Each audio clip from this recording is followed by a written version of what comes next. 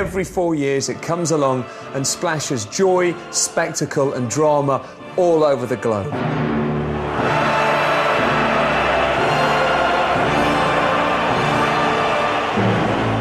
Mondiale, La Coupe du Monde, Das Weltmeisterschaft. You mean the World Cup, Richard? Yes, Peter, I do.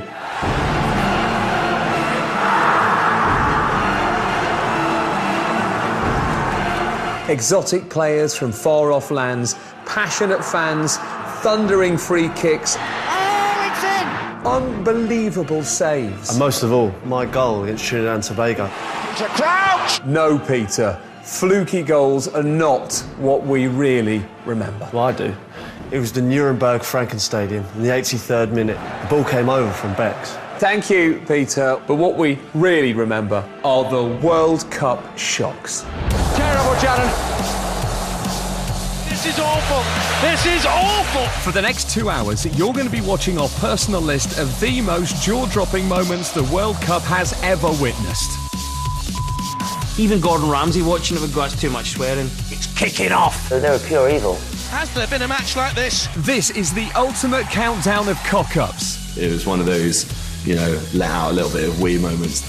And cards. Has the referee got a grip of this game? He got a straight red for that.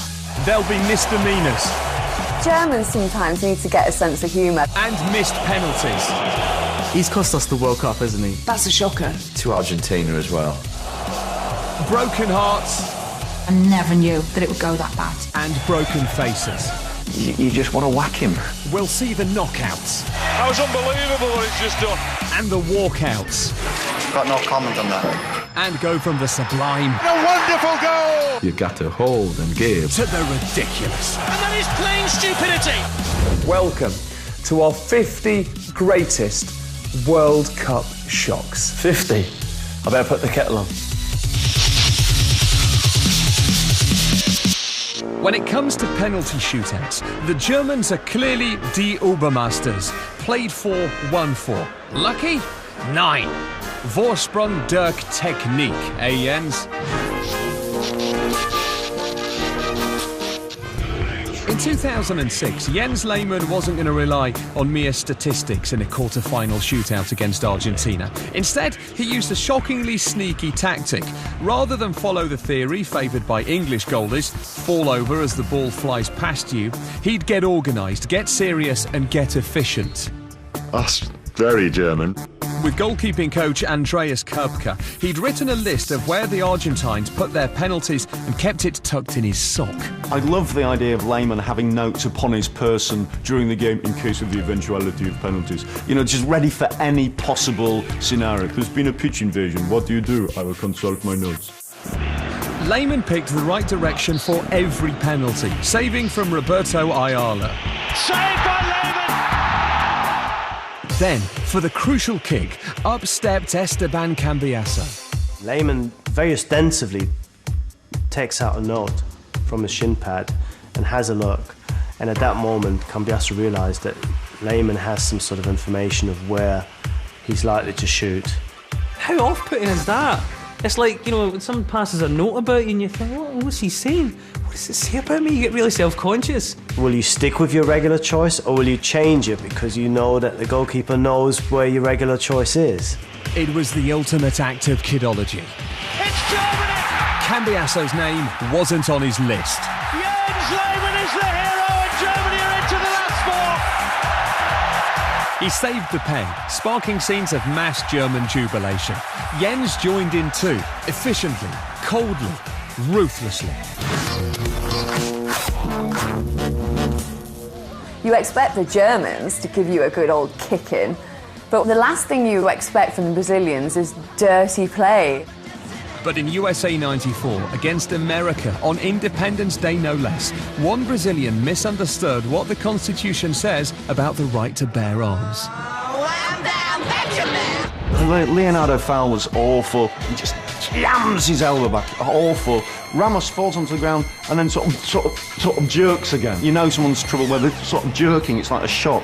When you get a player like Leonardo, whack in the face, it's just shocking. It was the last thing everyone expected. No, the last thing we expected was for the commentating Chris Waddle to defend it. I think that's a very bad decision by the referee. Are you sure, Chris? Did he mean to do it? You know, it's hard to say, isn't it? Really? I quite laughed at it. I thought it was quite funny because I used to do that myself when we used to get kicked. Yeah, a little bit of play acting there involved maybe as well. Yeah, get up, you big baby. The poor fella broke in his jaw. It was horrendous. Yeah, and he answered him. Sorry, I'll make an apology. He does deserve to go. Well spotted, Chris. Leonardo was fined £5,000 and banned for 4 games. Tab Ramos spent 3 months in hospital with a fractured skull. Chris Waddle invested in a guide dog.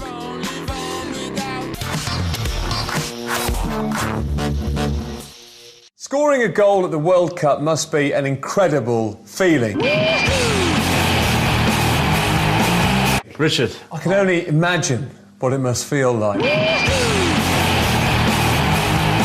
No, I once scored. It must be a truly indescribable feeling. Well, I can tell you what it's like. It was quite... Suppose I'll never know. Sorry, Pete, what were you saying?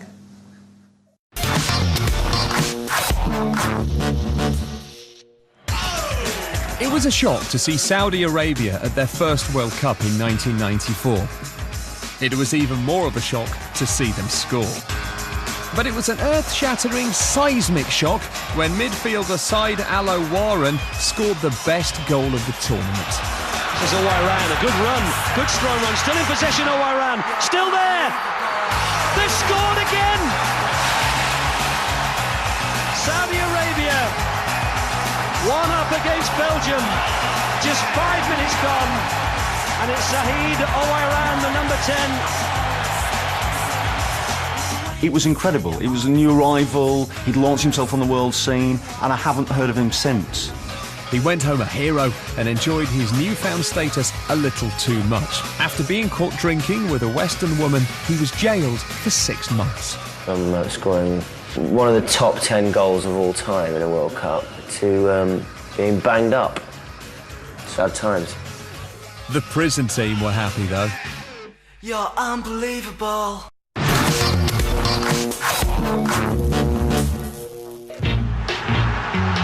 As much a part of the rich tapestry of the World Cup as sticker books and England losing on penalties are the shocking hairstyles that grace the world stage every 4 years.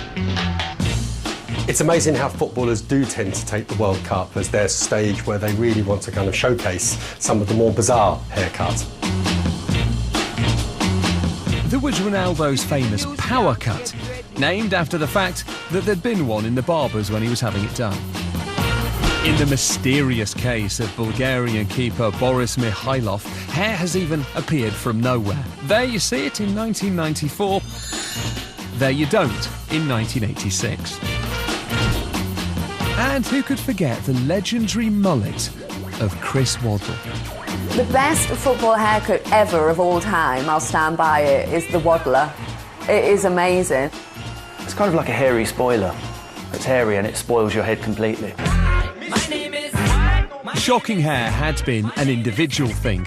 That is until Romania decided to indulge in a bit of team blonding. I thought it was amazing when the Romanian team came out with all bleached hair. I mean, that obviously that kind of collective spirit of wanting to just, you know, make a real statement. From a hairdresser's point of view, that was fantastic. You can only get away with doing stuff like that if you're actually good. If you then go out in the second round, you look like an idiot, don't you?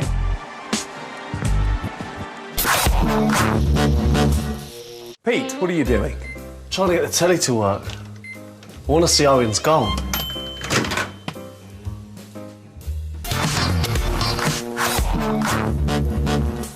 He's gone past one. He's running so fast that I'm thinking he's going to lose it. Just the pace. Shrugging off challenges. Goes round another. Takes the strike. I'm thinking it's going to go wide. When England play Argentina, we expect a small, brilliant player to run through and score an amazing goal.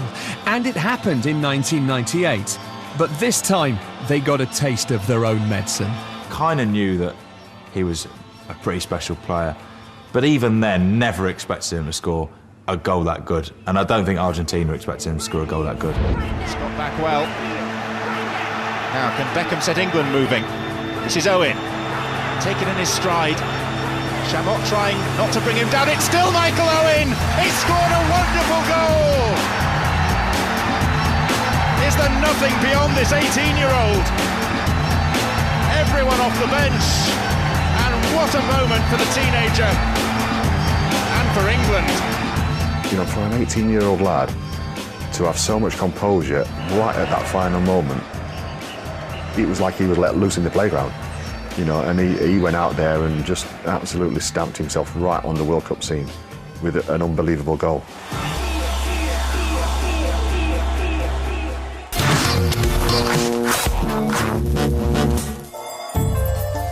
South Korea, 2002, July. Average temperature 26 degrees, humidity 75%. Large Spanish man in polyester shirt. Yes, shocking moment number 45 is Jose Antonio Camacho and his ridiculously sweaty pits. It's very sad that we remember him for his personal hygiene issues rather than anything else he did in the game. This guy comes out and he wears everyday clothing. Do you know what I mean? He doesn't dress for the weather at all. Do you know what I mean? It wasn't cold. Yeah, he knew that. The weatherman didn't lie. Yeah. I went for short-sleeved and cotton, personally. You want a very nice shirt, but more important than the shirt, you know, your missus would go, have you got everything? You know, a cool shirt, that hot climate. Have you got your deodorant? You know, didn't any of the players say, hey, Camacho, have you tried this? It's called deodorant. Just give it a go. Just please give it a go. There was a lot going on under that armpit, do you know what I mean? And I'm thinking to myself, that's not going to help the team for confidence, is it? I mean, any time he put his hands up to demonstrate, they must be going, oh, crikey. You know, he'd switch off. Camacho there drying his armpits whilst appealing.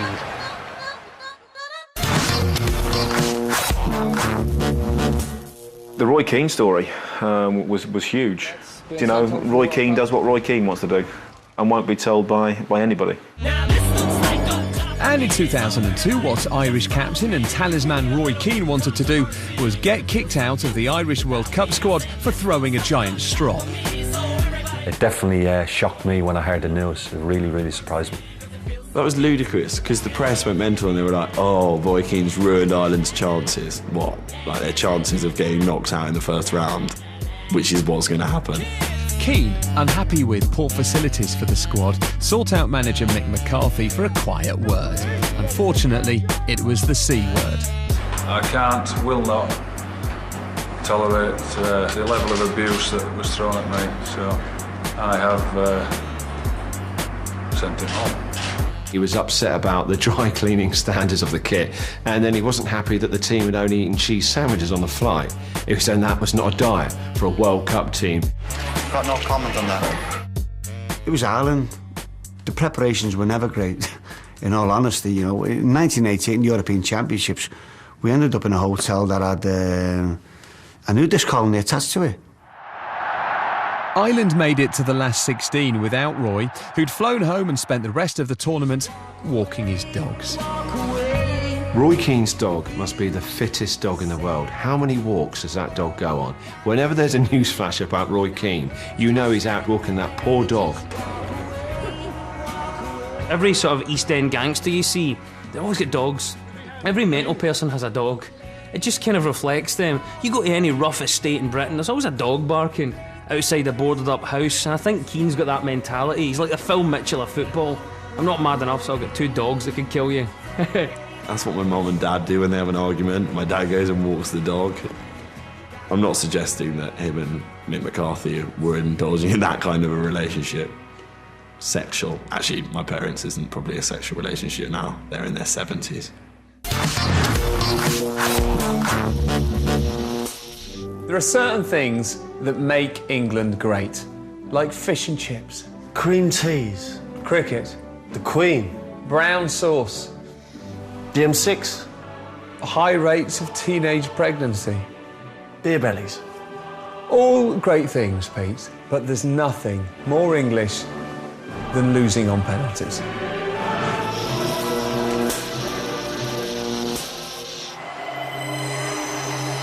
When it goes to penalties, what happens to England? You start packing the suitcase. But it wasn't always thus. At the end of extra time in their semi-final against Germany in 1990, England were heading into what was for them uncharted football territory. It was signalled as a new era. We're in penalties, and it was actually quite exciting. It was quite a new situation for us, but we had prepared for it.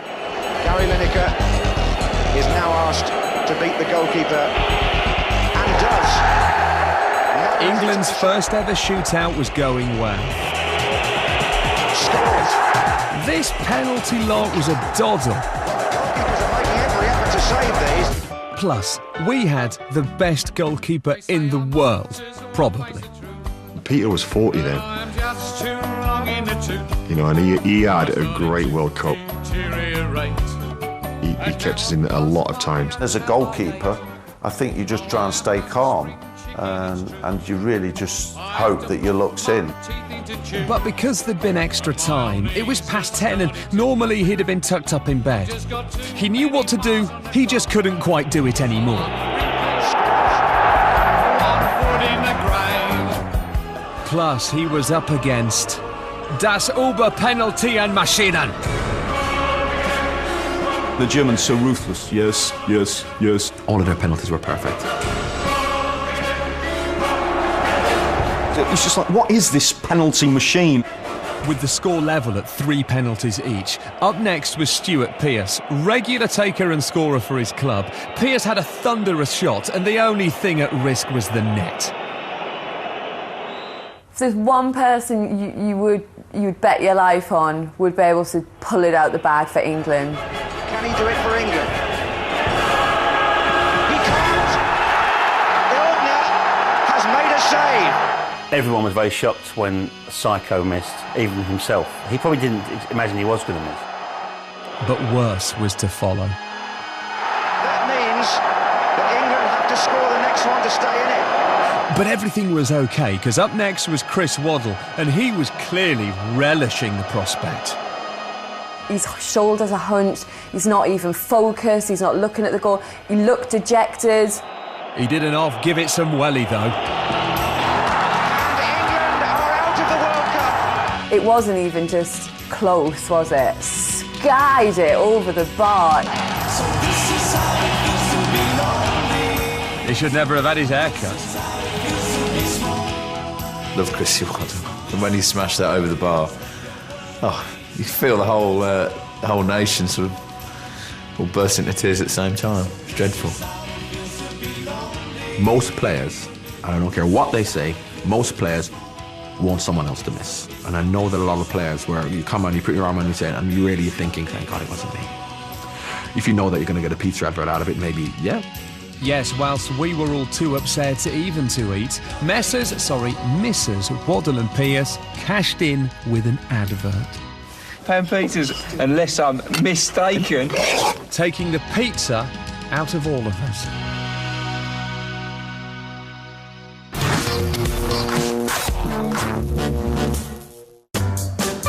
In 1994, mild-mannered Gianfranco Zola was stunned when Mexican referee Brizio Carter sent him off just 7 minutes into his World Cup debut.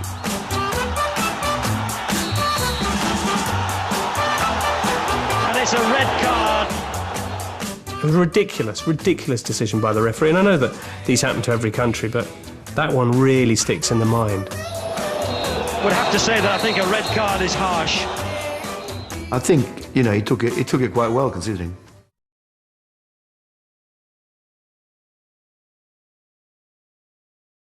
It literally collapses when he sees what's happened. He's on his knees, sort of holding his chest like a baby. He gets even more sort of petulant and he starts trying to pull in the advertising hoarding. Verge of tears. But while there was pain for Zola, Nigeria's Sunday Olasey seemed overjoyed with his teammates' apparent injury.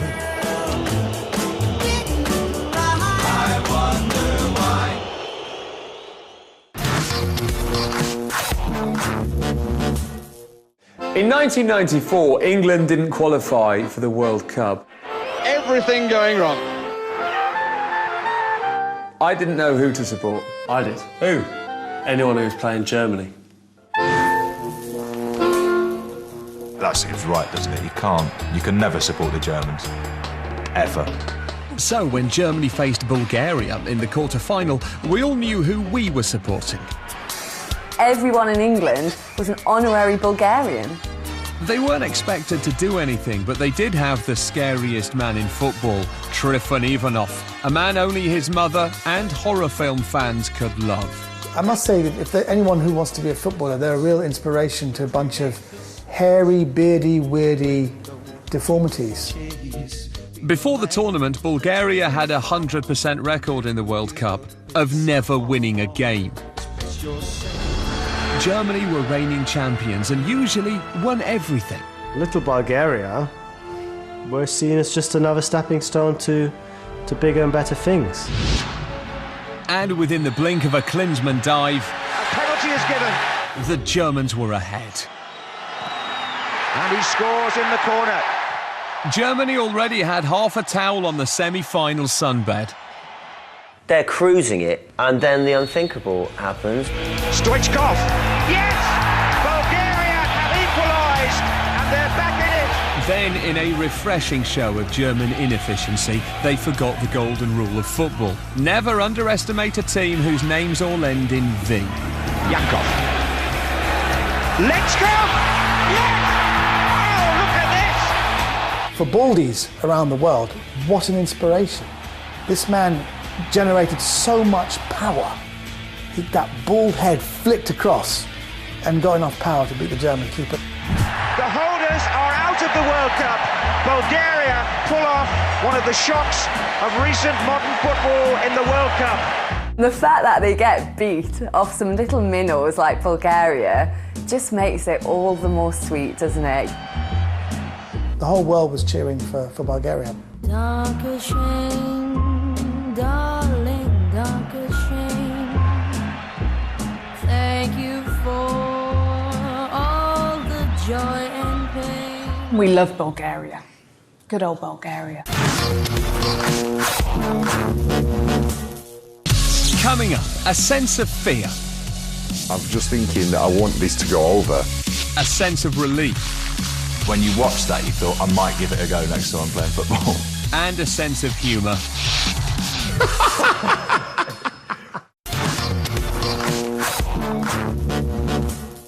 Now this is a famous one.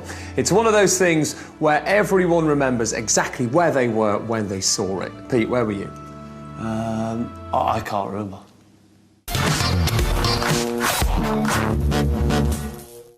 David Seaman was one of England's greatest ever keepers in 1998. However, 4 years later in 2002, he was 4 years older and about to do something shocking. The World Cup was in the Far East, Japan and South Korea, that is, not Lowestoft, and we got up at 7:30 a.m. to watch England's quarter-final against favourites Brazil. Incredible team, you know, extremely talented, technically miles better than we were. And we went into the game believing that if we beat Brazil, we would actually go and win the tournament. England even took the lead. Michael Owen for England, it's a great chance, and he scored! You think, oh my God, we're beating Brazil. This could be our moment. But after a Rivaldo equaliser came the moment that had England fans choking on their cornflakes. I can remember as soon as he hit it, I tried to move one way, realising that it wasn't going to be a cross, trying to get round, and then thinking, this is going to be close. I know I'm in trouble with my feet, so I know I'm not going to get to the ball. Now I'm just thinking that I want this to go over. Yes, or maybe you could just jump. Oh, and Seaman's been beaten. It's a goal. He scored direct from the free kick. I could hear it clip the bar on its way down, but then straight away, the rustle of it hitting the net as well. You know, and you wouldn't think you'd be able to hear it because of the crowd or the noise or whatever, but when he hits the free kick over, everybody goes quiet. You know, so I could hear it, and that's the worst noise ever for a goalkeeper, is the ball hitting the net. Well, jump then. Nothing the keeper could have done. Except jump, perhaps? You know, Dave Seaman Nobody expected that to happen. In the biggest game of his life, Seaman had forgotten how to jump, and England were heading out of the World Cup. It was difficult because me and Rio got dragged into the drug testing room with, would you believe it, Cafu and Mr. Ronaldinho himself. And the guy that's put you out has scored this freak goal, is basically sat there gloating. And you know, and you just want to whack him. For David Seaman, though, there were very different emotions. I can remember getting to the halfway line and then looking down and I just saw all the England fans and then I just got like so emotional. And it's only from pictures and the footage that I've seen that David came up to me, Sven came up to me, Ray Clemens came up to me, and I couldn't tell you to this day what they said to me. Dave, why didn't you jump? David Seaman took it personally. You know, he blamed himself. None of the players, not one of the players, blamed David Seaman for what happened. I was just in my own zone and just gone. You know, I was just devastated. It will always be there for the rest of my life.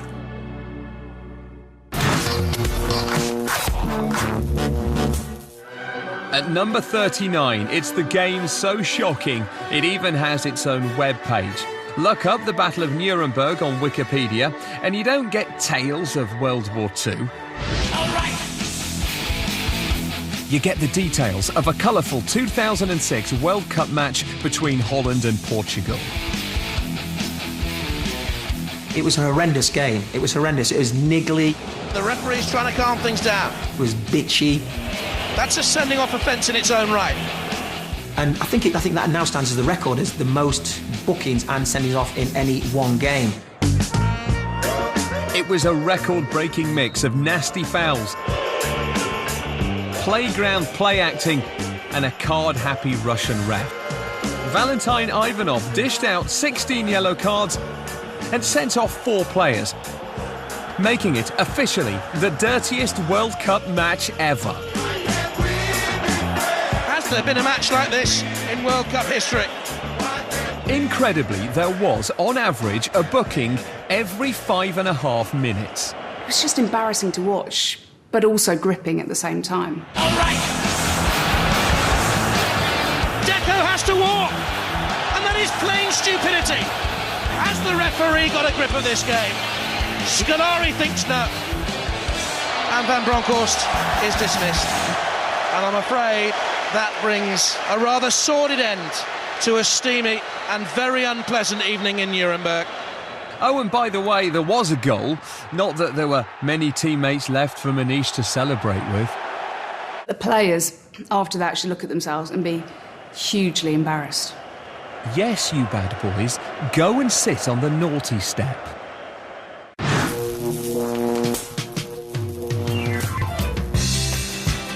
Footballers are always getting into trouble for doing silly things with their tackle.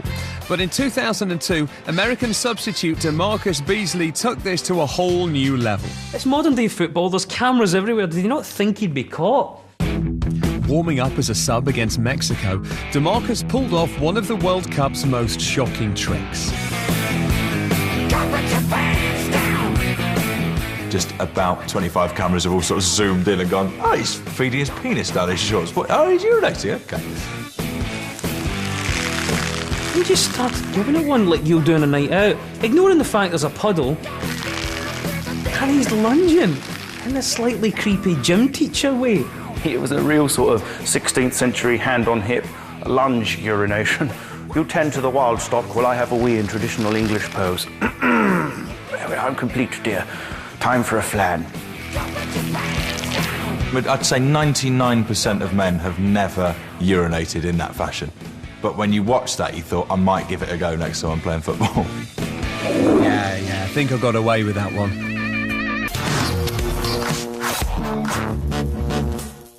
Richard, when are we going to get to see my goal? Peter Crouch! Later, Peter, later.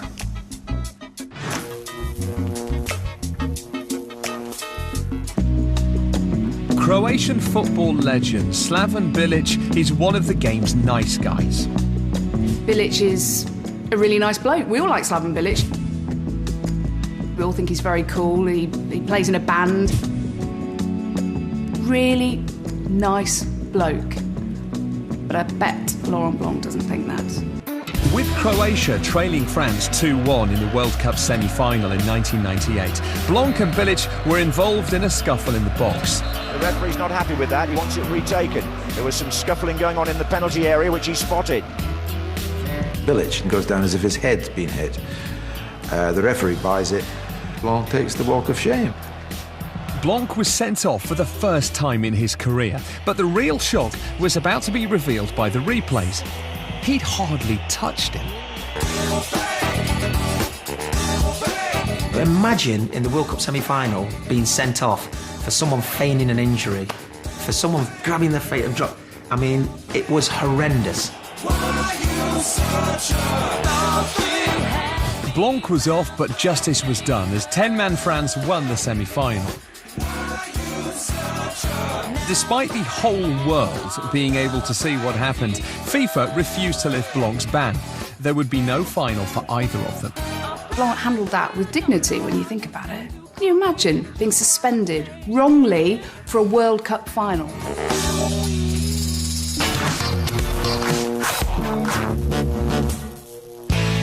Current Chelsea assistant coach and part-time Uncle Fester impersonator Ray Wilkins did something no English player had ever done at the 1986 World Cup. And a red card has been shown to Ray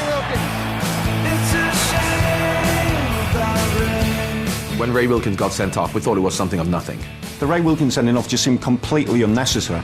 At a time when a two-footed leg breaker followed by a karate chop might get you a yellow, the sending off came as a huge shock. He ends up throwing the ball at the ref. It's an attack on the referee. Pretty serious one, if it weren't for the fact that it looked like it was a right-handed 5-year-old girl throwing a ball with her left hand. I mean, there was nothing to it at all. It went in the direction of the referee. There must have been some FIFA directive, red card. Wilkins, like... Back then, it just seemed an innocuous situation where he threw the ball away, and to be sent off was, I thought, was ridiculous. So England down to 10 men and everything going wrong. It was the only sending off of Wilkins' career, but for England, it was just the beginning. More of that later. You're being watched by 500 million people, and so if you score a goal, you'd better celebrate in style.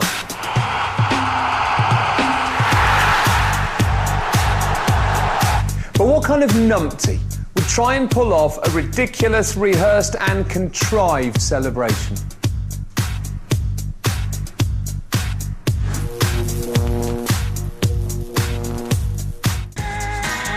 In 2002, a delighted Rio Ferdinand scored his first goal for England. I got an early goal, which was brilliant, and I'm claiming it.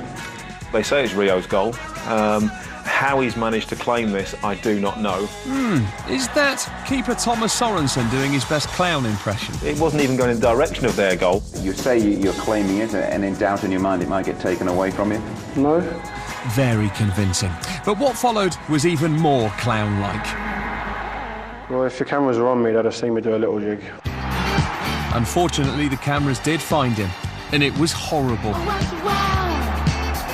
He's the greatest that's all.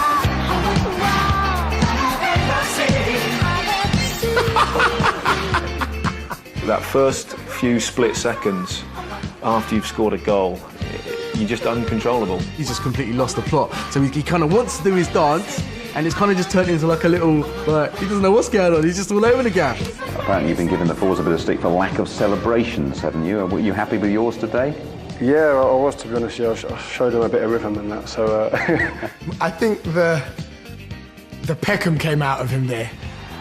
I think when Rio done that was for the lads at home. Like, yeah, that was for you guys. That was for you guys. So we appreciated that, Rio. We loved it. Rio's jig also gained him access to a special VIP club of shocking goal celebrations, where Roger Miller shakes his hips, Brazilians shake their babies, and English fans shake their heads. Where this fella's caught in the net, this bloke's caught short, and these guys are just caught looking ridiculous. But of course, none of them are as classy as this.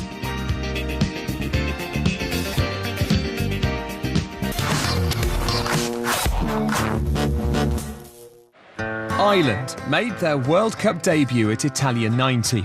They were supposed to turn up, play 3 games, have a few beers and go home. It was like a club team playing international football, and so, you know, we had probably as good a spirit as anywhere in the world, you could say. And despite a little of that spirit being 40% proof, they shocked everyone and qualified for the knockout stages. We all thought, right, every game is going to be a bonus, every game is going to be like the World Cup final for us now, and let's see how far we can go.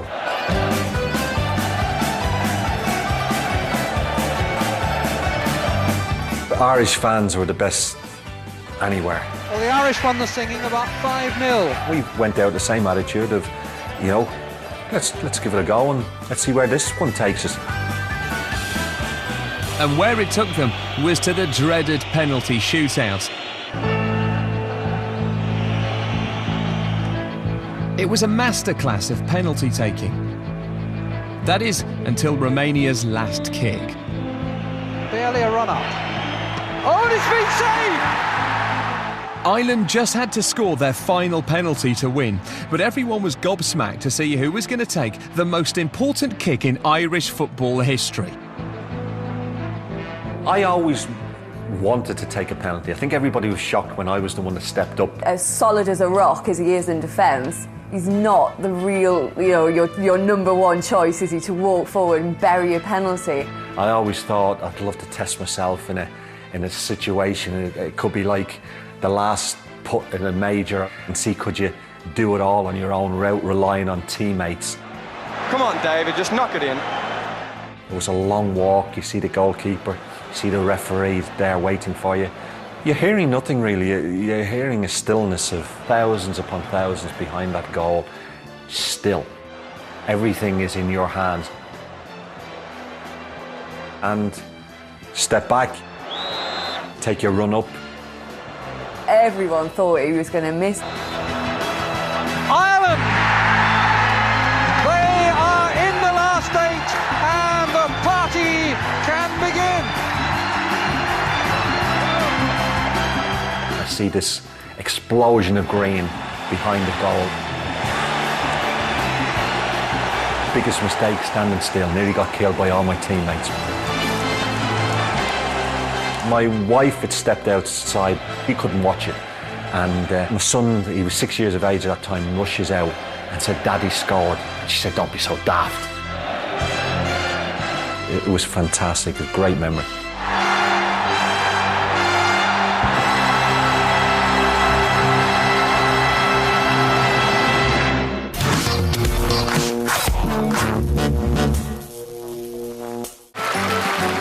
It's one of the World Cup's funniest ever songs. Scotland's 1978 effort, Ali's Army, a tub-thumping anthem about how they'd win the trophy.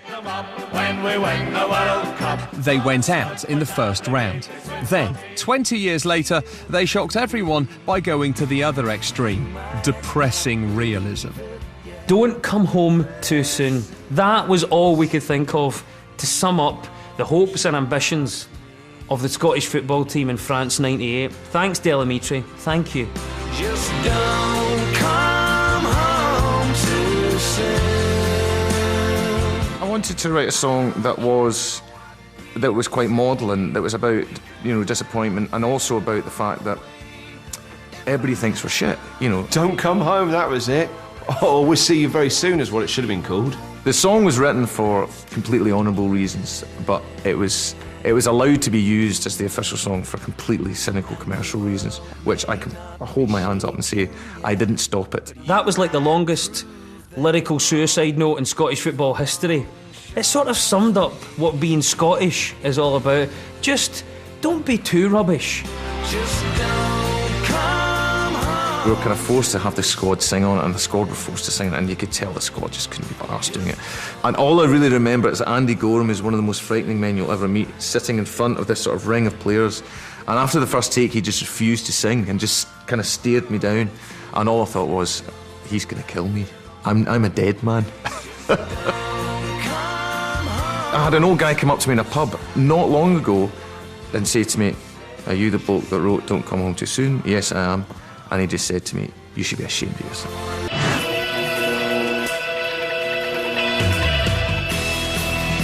2006, a time when Brazilian Roberto Carlos was the best left-back in the world, and France's Thierry Henry was so good he didn't even need to use his hands. The two met in a quarter-final when Carlos did something that lost the game for Brazil, sent them tumbling out of the competition and left him looking like a spanner. Henry was absolutely at his best, you know.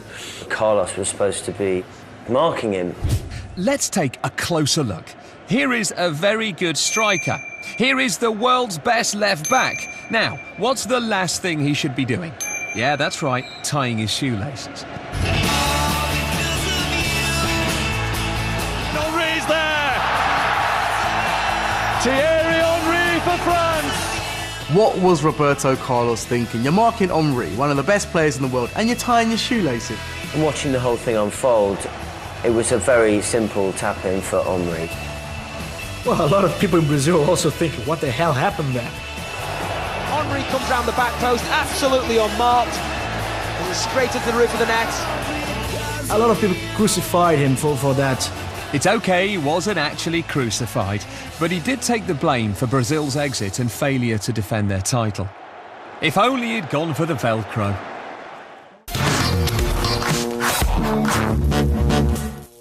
We were going to have a website where you could vote online for your favourite World Cup shocks, but unfortunately, Peter couldn't get the hang of the computer.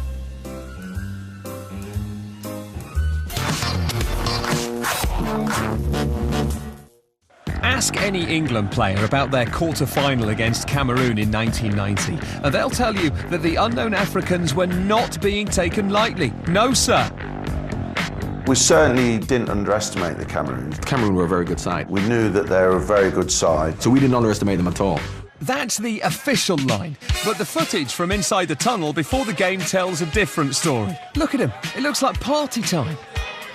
Plenty of smiles among the England players. They looked very relaxed when they came out. I think the English players probably thought almost amounts to a bye. You know, it's sort of, let's just play it. We're bound to win. Might be a bit tricky. They're probably fit, but we're gonna win. Cameroon in that World Cup added a bit of spice and a bit of magic because no one even thought they'd ever win a game or even score a goal. And soon the expected goal fest began with David Platt's header. Platts!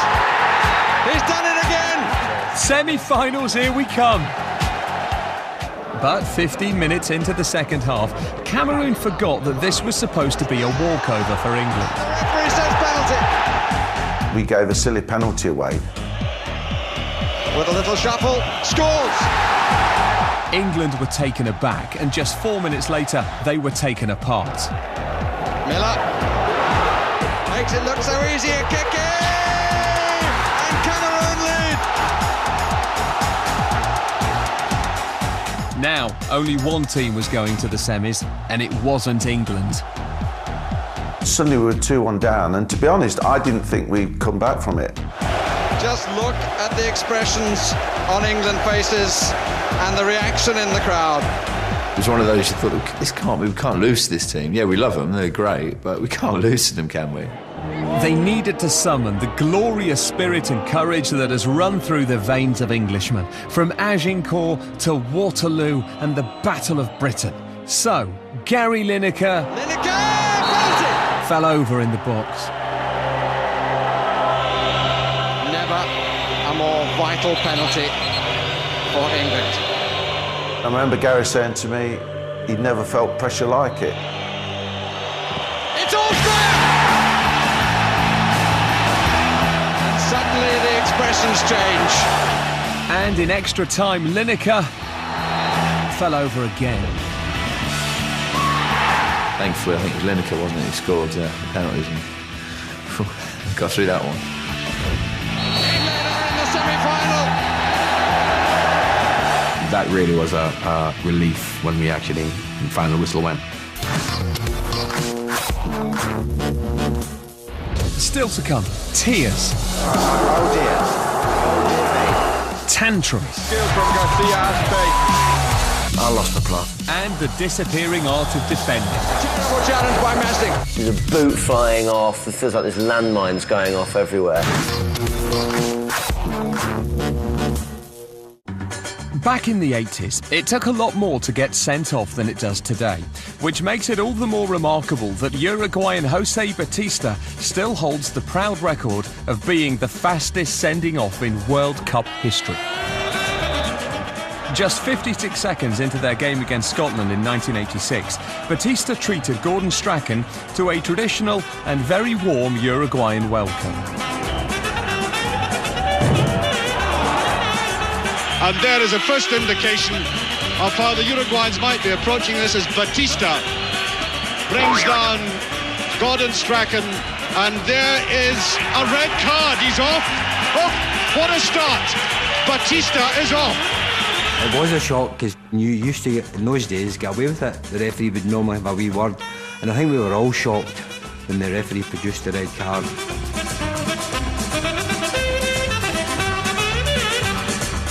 Strachan's been tackled before. He was a bit of a terrier himself, but he looked dead. I mean, beyond dead. He was comatose, finished, out of the game. He tries to get up in that kind of cartoon way, that he tries to sit up and then he goes, back down again. All that was missing from the end of that clip was wah, wah, wah, wah. What a lift for Scotland as well, we felt. Great chance against 10 men. And so it proved, as brave Scotland heroically battled against 10 men for almost the entire match and held on for a momentous 0-0 draw. It gave Scotland a one-man advantage, which you knew we wouldn't take any advantage of whatsoever.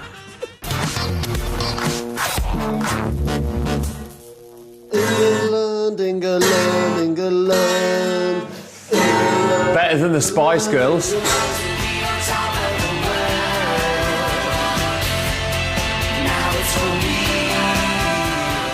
Every time England qualify for a World Cup, there is one guarantee.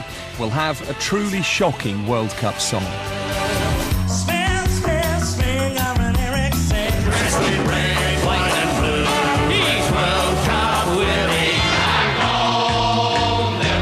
Ooh, suits you, sir. However, in 1990, something truly disturbing happened. England's World Cup song was actually all right.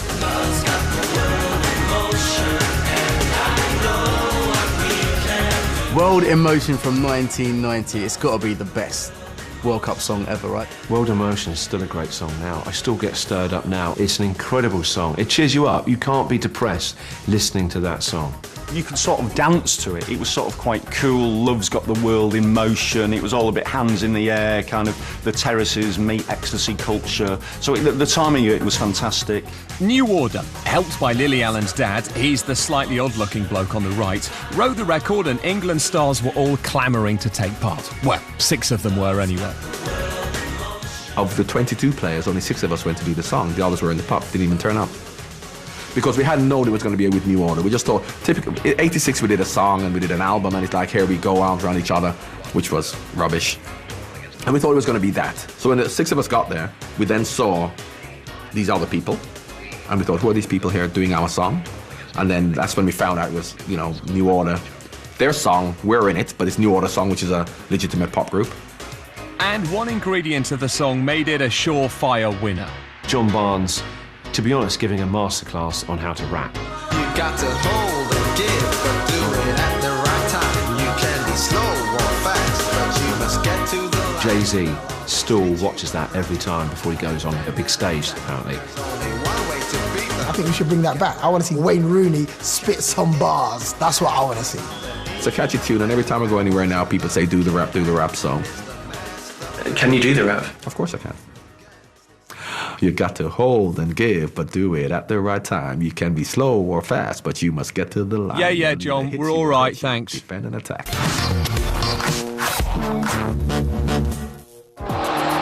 Imagine breaking a World Cup record by scoring 5 goals in one game, but not even being the biggest shock of the match. It is now 5-1 and Salenko has written himself into World Cup history. Well, that's what happened to Russian Oleg Salenko in 1994 when he was upstaged by the king of the corner flag swingers, our old mate, our very old mate, Roger Milla. I loved Roger Milla. For 2 World Cups, he just captivated all of us. By scoring Cameroon's consolation goal, he became the oldest goal scorer in World Cup history. Age, 42 years, 1 month and 8 days. The old man has not lost the magic. The only thing missing is the wiggle by the corner flag. I loved Roger Milla, this guy from Cameroon who could score at the age of 107, and I think that's a conservative estimate. It was like a lesson for old people. Between him and Victor Meldrew in the 90s, they were carrying the grey flag, saying to pensioners, you can do it as well.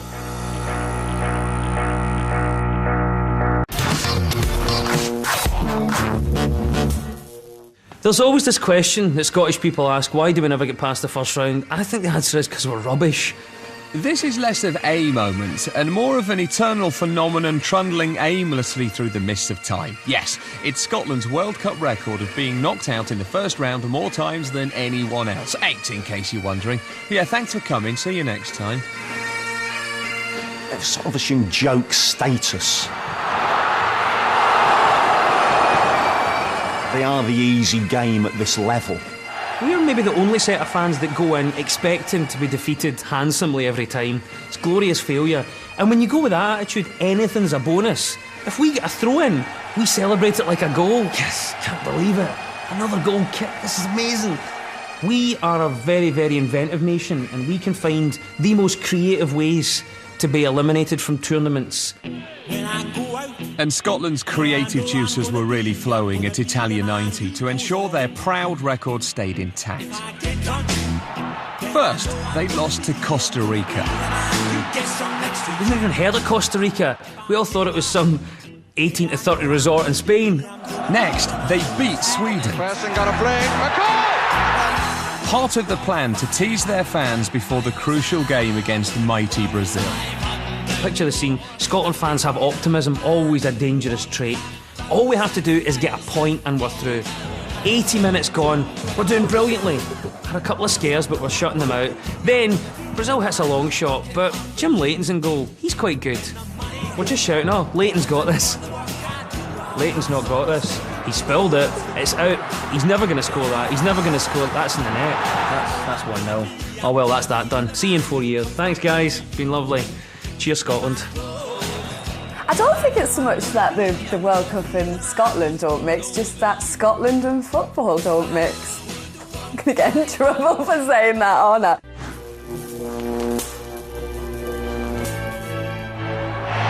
And the crowd in the Azteca Stadium stand to him. We're here witnessing the greatest player in the world scoring one of the greatest goals.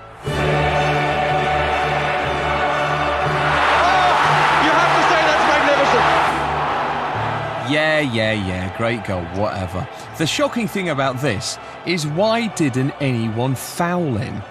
We look like we're scared to tackle him. I don't know what it is. I mean, it's easy sitting there watching, saying, do something. And you're thinking, bring him down, foul him, bring him down, do anything, kick him, bring him down. Sometimes it's just difficult to even foul him.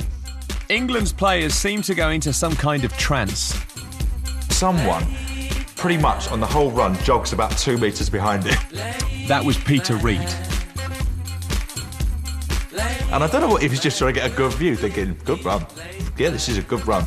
You've got to remember that this was the team that included Terry Butcher, who even back then looked like he worked in B&Q. In a FIFA poll, it was voted the goal of the century. But England keeper Peter Shilton doesn't really rate it. I think he only beat a couple of men in the run, but obviously he ran a long way with the ball, which was something that made the goal look fantastic. And there is a very dejected man.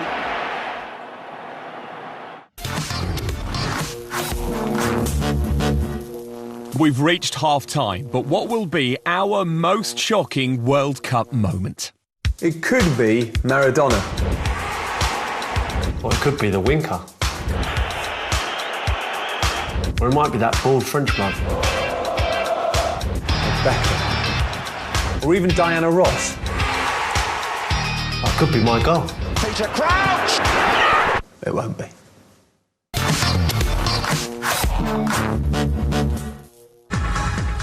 By far the biggest shock in 2002 was that the World Cup was held in 2 countries, and one of them was South Korea, who surprised everyone by giving themselves a shot at a quarter-final place. But Italy would obviously trample all over that little pipe dream. What a story!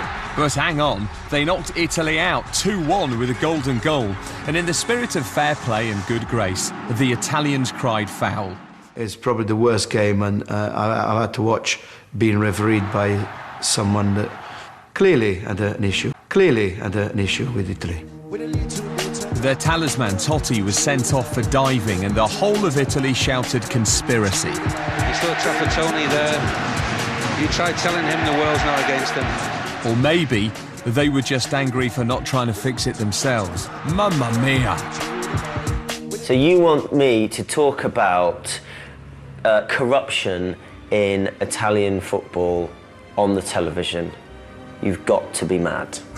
Personally, I believe that when it came to the game against one of the host nations, that it was in no way an inconvenience for FIFA to have a host nation remain in the tournament. Yeah, there have been some strange decisions, but conspiracy theories generally come about afterwards. There seemed to be a strong wind blowing behind them, if you know what I mean. You mean it was a fix? Equally, though, we wouldn't be talking about this if Christian Vieri had actually put that ball away just before, 88th minute, the easiest chance of the World Cup. Oh, right, it wasn't a fix then. Vieri misses! Still, Italy got revenge on Korean goal scorer An Jung-hwan. He was playing for Perugia at the time, and they just decided to get rid of him because he'd scored against Italy and he lost his contract. I think what it's going to be like for the North Koreans this World Cup, because if you make an error and you're in North Korea, you don't lose your contract, you probably lose your family. And referee Byron Moreno will be taking a huge risk if he ever goes out for an Italian meal again. The referee in that game's got a lot to answer for, and I wish he came to my restaurant so I could cook for him.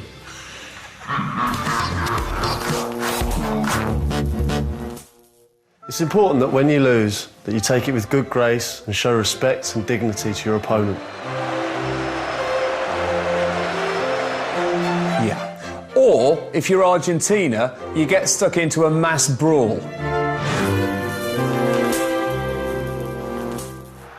It's Germany v Argentina in 2006, and the Argentines had just gone out on penalties. Cue mayhem. They just went mental and brilliant. Not only have we had a penalty shootout, we've got a post-match fracas. Everyone loves that. So the game's over, but it's not over. Bonkers. Nailed it. His karate kicked him right in the groin. I've never seen anything like that. That was unbelievable what he's just done. You know, staff getting involved, coaches, waves of Argentinians sort of like massing around the Germans. It was a complete melee. Oh, look at this. The Argentines have lost their cool completely. This is awful. This is awful.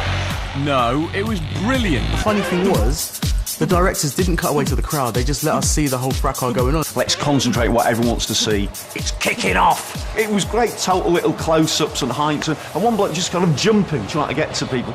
The World Cup definitely needs those moments when you get to see a bit of drama, stuff that you're not really supposed to see. Bonkers. If scrapping Argentines wasn't enough of a shock, perhaps the real surprise was that Jens Lehmann just kept walking. Perhaps fighting wasn't on his list.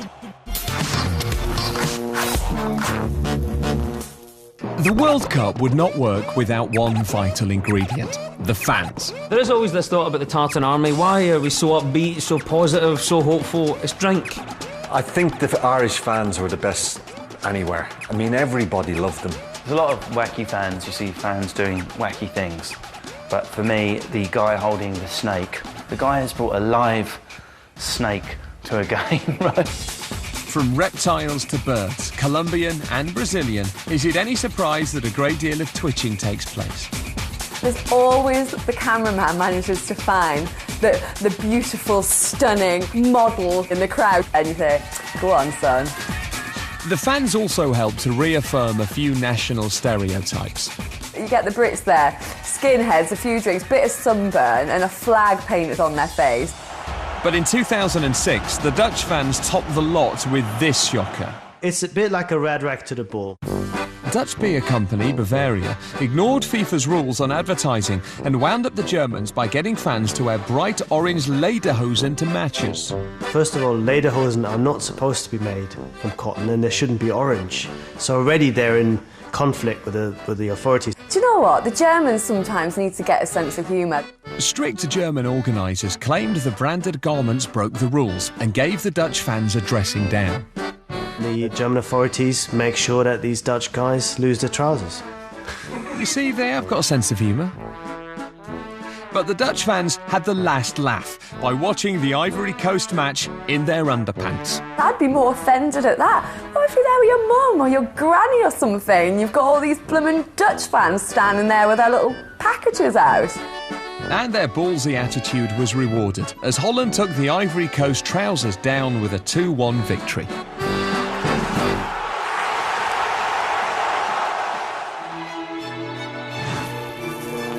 At number 22, it's a nasty surprise for England. Just gutted.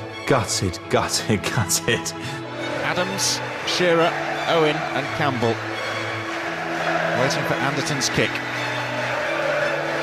One or two disagreements, and Campbell!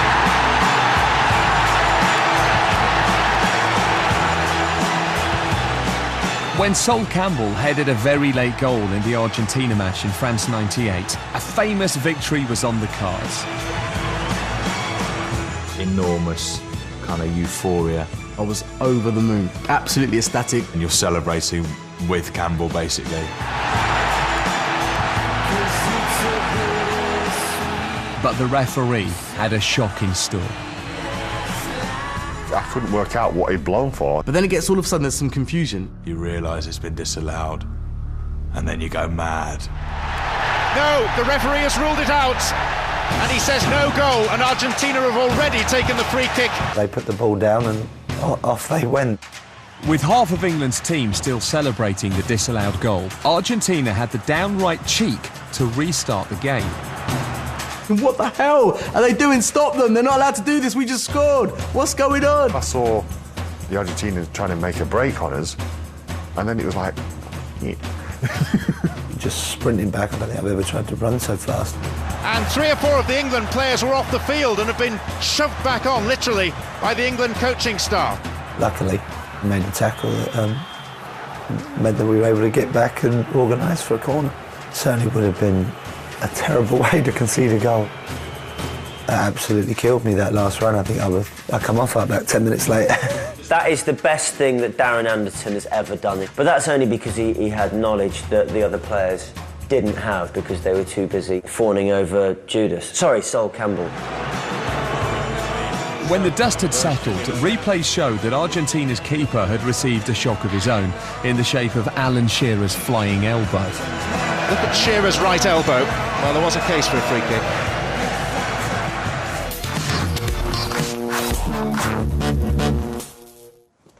Pete! Quick! What? It's your moment!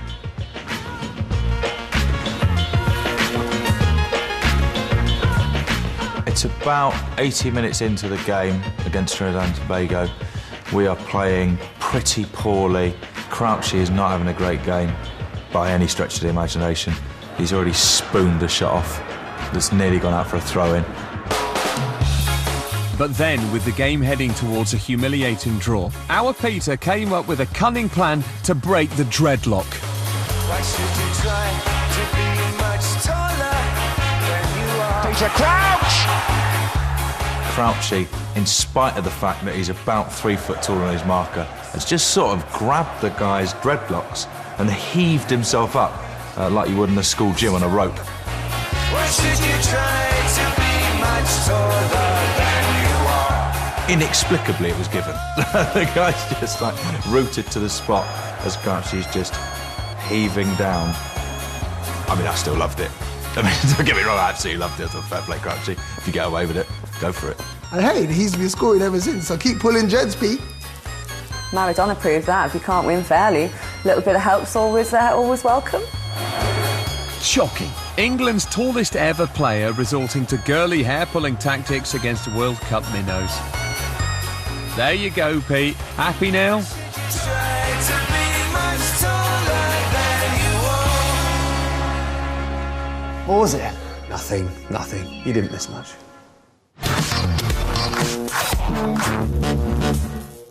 Still to come, the good. That's Beckham. Oh, it's in! What a great feeling that is. The bad. Should have been off a few minutes ago. It's actually his third. I don't make mistakes like that, or I didn't. And the ugly. Oh, he might not run. He can't half score. I think every Englishman probably laughed out loud, said, I told you so. Although England failed to qualify for the World Cup in the USA in 1994, several Englishmen did play for Ireland. To qualify to play for Ireland, you had to have worn green at any point in your life. The only player, I think, in that team who had any kind of accent was John Aldridge, and he was clear Scouse. And that kind of, qualifies. All eyes were on us. We're all used to being, hounded by media, but at that stage, everyone wanted to party. It was pretty amazing. It was intense. And it doesn't get much more intense than having to play three-time world champions Italy in your first game at Giant Stadium. I shall never, ever forget that day at Giant Stadium. As soon as you got to the ground, it was fast and green. The crowd was phenomenal, and they made a huge difference to the players. I'm pretty sure about that. And let's face it, Ireland needed it. This was David versus Goliath's older, harder and better-looking brother. Italy had the best player in the world, and Ireland had Steve Staunton wearing a hat. Somebody get this guy some Factor 50 straight away. And where the Italians were looking forward to bringing home the World Cup, the Irish were looking forward to filling their boots in duty-free. There was only ever going to be one winner in this. Italy were clearly the favourites. We knew we needed to get off to a good start. But not one of the 75,000 fans in the stadium, nor any of the millions watching on television, could have predicted the shock that they were about to witness.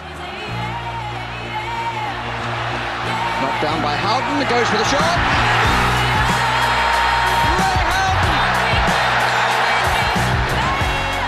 Ray Houghton was so surprised he wasn't sure what to do, so we went for a spectacular Level 1 primary school forward roll. Probably looks and think, oh my God, what an idiot doing that. It was a joyous moment for Ireland's Houghton, a man who was born in Glasgow. Ray Houghton is a Scot anyway, he's not even English or Irish. And the referee has called for the ball, and Jack Charlton's Republic of Ireland team have their most memorable victory yet. As far as I was concerned, England beat Italy that day. If you don't agree that that was one of the World Cup's greatest shocks, don't blame me. He chose that one. Now, here's one of mine.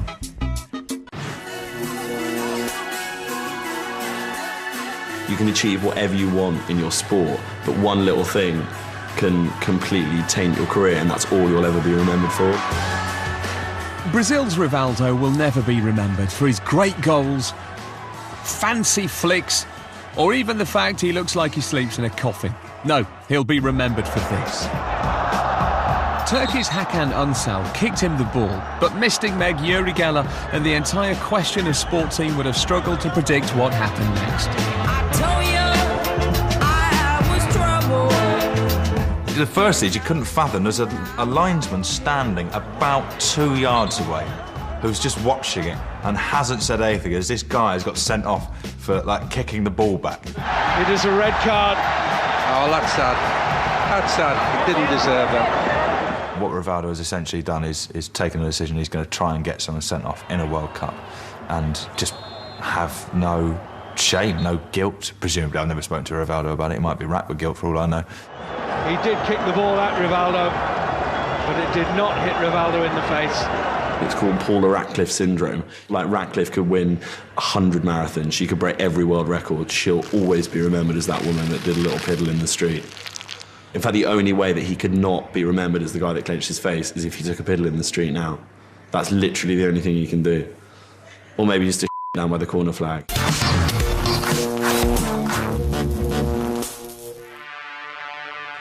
We've now come to a very painful part of the show. For those of you of a nervous disposition, look away now. I can't watch.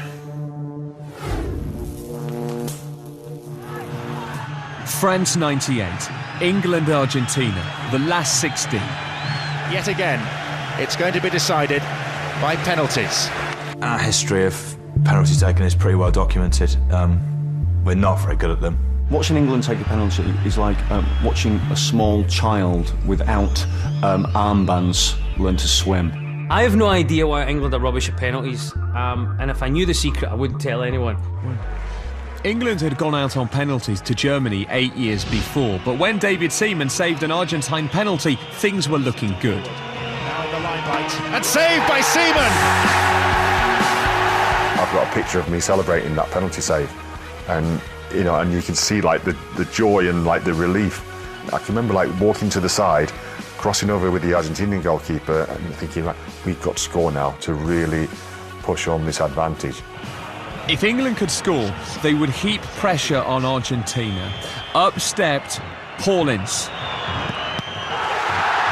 And Seaman's save counts for nothing.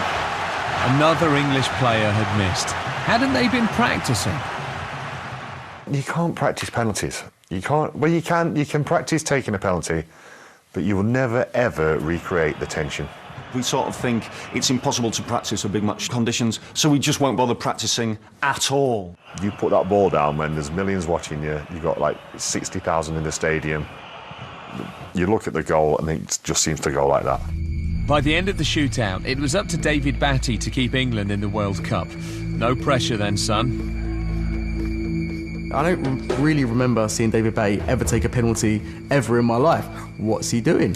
So we'll send David Batty, who doesn't even take them in training because he feels like he might be up for it. Standing in front of him was Argentina's keeper Carlos Roa, a Seventh-day Adventist who refused to do anything on Saturdays. Unfortunately for Batty in England, the game was played on a Monday. It's Batty, and he has England again, are out of the World Cup on penalties. It's extraordinary. It's that moment of, that's it, you're out. This is it, we're out of the World Cup now. Missed a penalty, you're out, you're going home.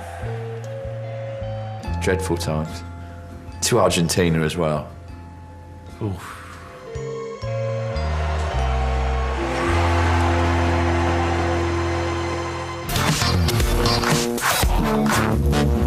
In 1990, Scotland's Bravehearts were knocked out by Brazil, literally in the case of midfielder Murdo McLeod, who'd got his face in the way of a Branco Thunderblaster. He hits a free kick and decks a Scottish player, I think it's McLeod.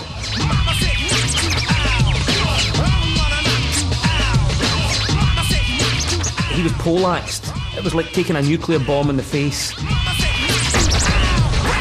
A lot of people in Brazil started saying afterwards that, well, maybe he killed that guy. That guy's dead. And in school, I remember my friends say, yeah, that guy's dead. No, I'm still here to tell the story. If only he could remember it. Eventually, when I get back onto the feet, I still didn't know what I was doing and who we were playing against or what way we were shooting. Not that it would have really made a difference for Scotland. Well, people always ask me, did it hurt? I still don't know, because I don't think it hurt, because I don't remember anything about it. Poor Murdo, but from that moment on, national hero. We love you. We want to get loaded, and we want to have a good time. For 8 years after his wonder goal against England, Maradona lived the high life, literally. He was banned in 1991 for 12 months for drug and maybe fashion-related crimes. There were rumours his career was over, but somehow he got back into shape and into the Argentina squad for the '94 World Cup in America. He was back. We love a comeback. He was back on the ball. He looked great. The old Maradona was back. Yes, he was back. And in a match against Greece, he showed the world he still had the old magic in him. Maradona! But his saucer-eyed celebration got the world thinking, hold on a minute, what else has he got in him? He was like screaming, bug-eyed into the camera. It's like being attacked by a rabid dog or something. His eyeballs are just ridiculous. And You can almost smell the barbiturates or whatever. You think, what is going on here? In the next game, totally randomly of course, Maradona was selected for drug testing after the match. Right, if you're a drug tester, let's test the guy going, Perhaps the drug testers saw that and thought, we'll have a little chat with our mate Diego afterwards and just give him a little test and just see. It's not often you see a player frog marched off the pitch by a nurse. But Maradona managed it. He must have melted the cup, whatever he had to pee into. I would not want to go anywhere near. It's probably still cooling down now somewhere in the laboratory. Maradona duly tested positive for ephedrine, a performance-enhancing drug illegal in the USA but readily available in chemists across Buenos Aires. He was kicked out and banned for 15 months. Adios, Diego. Revenge is a dish best served cold. I think every Englishman probably laughed out loud and said, I told you so. Well, he might not run. He can't half-score. He was sent home in disgrace and would never play for his country again. We want to get loaded, and we want to have a good time. But they did make him manager, though. See you in South Africa. Peter, are you any good at free kicks? No, not really. But I know a bloke who is.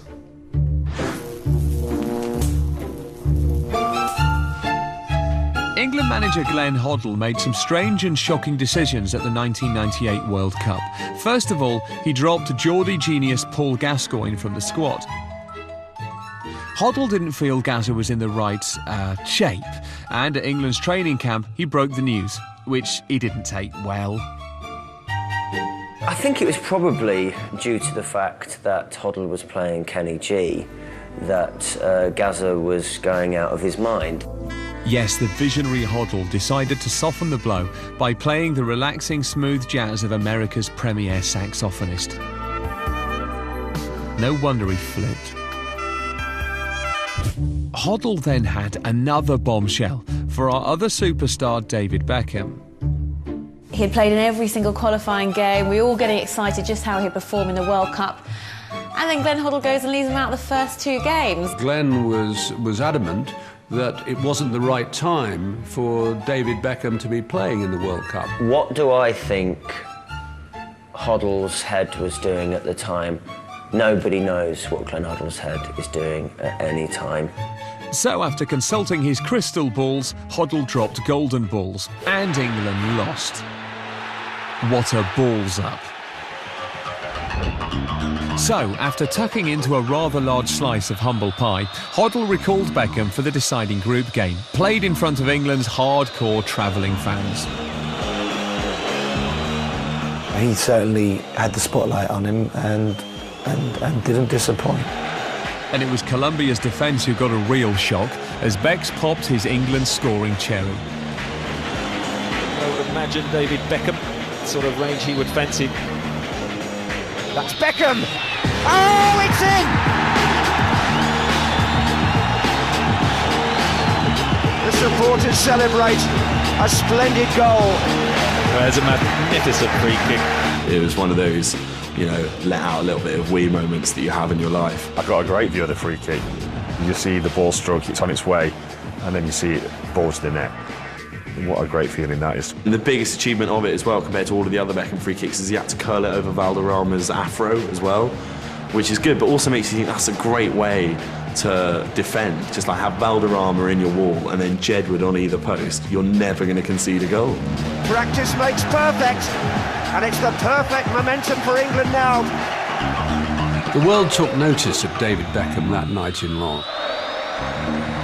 Well, what a thoroughly impressive game this young man has had. Graham Poll was the best in the world. He was close to getting the World Cup final. Yes, he was. Well, unless England's top ref dropped a massive clanger in the crucial 2006 match between Australia and Croatia. But that would never happen. It was, wow, great a test. A chance for me to prove that I am one of the best referees here. A chance for me to show FIFA that they've got the right guy for the right job. But sadly, it didn't work out all that well. In fact, Poll made World Cup history by booking the same player twice and not sending him off. And Simunic picks up his second yellow card. The red's confirmed. I don't think Graham Poll has got the red out of his pocket yet. I don't make mistakes like that, or I didn't. And then 3 minutes later, he showed him a third yellow card, finally remembering the red. Bit late, though. Up with the yellow card, and that was it. My fate was done. He was meant to be our best referee, and he did that. Like, imagine what our worst referee would have done on the World Cup. We'd be like, oh, what's all the commotion? Uriah Rennie's made the Spanish team play in their underpants because they turned up in the wrong kit. What about the fourth official and the linesman? I think they must have known, but they just want to make Pole look like a... It was a calamity that cost Pole his reputation, his dignity, and the World Cup final. I just felt that I needed some space and time, and I walked back on the pitch. I was dressed, got my FIFA suit on, and I went back into the centre circle because I knew my tournament was over, just to almost look round and wave goodbye to World Cup football, because that was it. He looked like a man out of his depth, and we all loved it. And he'll always be mocked for it, rightly so.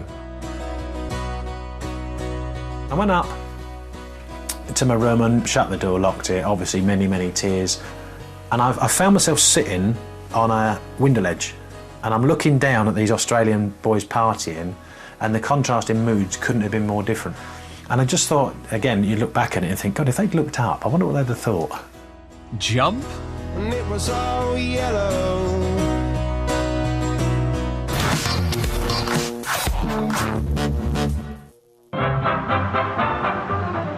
Orlando, Florida, 1994. It's 105 degrees in the shade, and Ireland are losing 2-0 to Mexico. And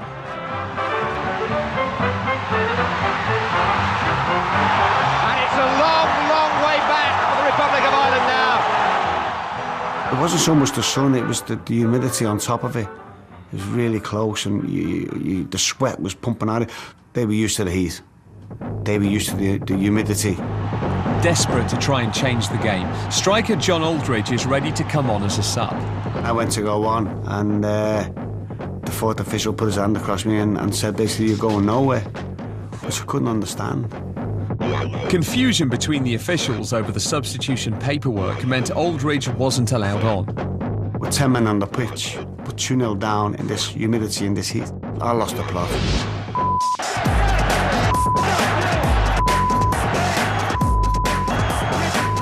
And then the words came out, C's, they all come out. I've sworn a few times. Right, what bad words haven't I said yet? Oh, there's another curse. Even Gordon Ramsay watching it would go, that's too much swearing. Words came out that I didn't even know I had in my vocabulary, you know. I completely lost it. I was nearly fighting with him. He'll be off before he's on if he's not careful. I can understand his frustration. He wants to get involved in the action, but this isn't doing him any good. Poor Jack, he got involved. They fined him $12,500.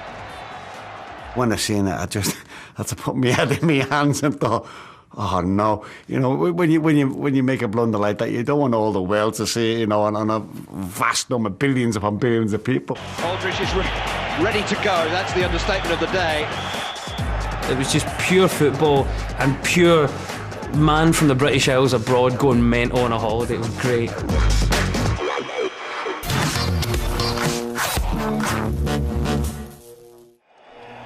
At number 12, it's one of football's most tragic stories. For me, the most shocking moment. It was a real shame for Baggio. I think people remember that more than how good he was. No, it isn't the most ridiculous ponytail in football history, although that was pretty shocking. It's Baggio's other World Cup blunder. Every World Cup has its star player, and in the USA in 1994, that man was Roberto Baggio. Baggio in '94 is the standout figure. Roberto Baggio! He scored 5 goals in 3 knockout games. Baggio! Still Baggio! He's gone wide! It was all about Baggio. It was a one-man show, and he was absolutely on fire. He dragged Italy kicking and screaming to the World Cup final. He was amazing that year, and you thought, this is it. It's tailor-made for him. And so, when the final went to penalties, it was Baggio who had the chance to be the biggest hero in Italian football when he stepped up to take the final penalty of the shootout. And all the pressure now on Roberto Baggio, who has to score. When he stepped up to take a penalty. You just feel like it's a given he's going to score. The man who really has brought the team to the final now has to save them. And it's over the top. Brazil have won the World Cup of 1994. He sort of popped his pitching wedge on and I look up at the sky and just leant back and just hoofed it over. He fired it over the top. In fact, I think that ball's still travelling. Italy's greatest player for decades misses the most important kick of his career. But what a way to lose. I suppose in some way serves him right for having that ludicrous sort of rat of a ponytail.